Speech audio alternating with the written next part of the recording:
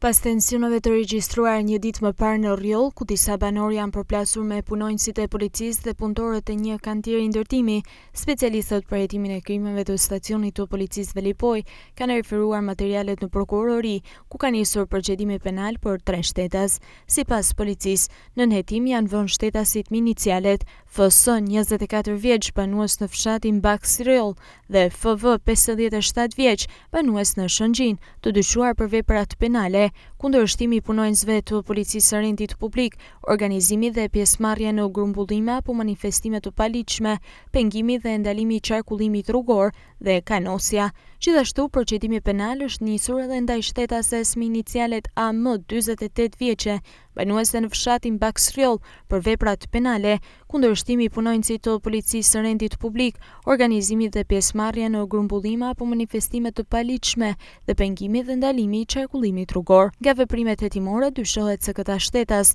në bashkëpunim me persona të tjerë, kanë kundërshtuar punonjësit e policisë duke i shtyrë dhe duke tentuar të futen me forcë në një kantier ndërtimi. Po ashtu, ata dyshohet se kanë kanusur me fjalë punonjësit e kantierit dhe kanë penguar qarkullimin e mjeteve që shkonin drejt tij. Materialet procedurale janë referuar prokurorisë për veprime të mëtejshme.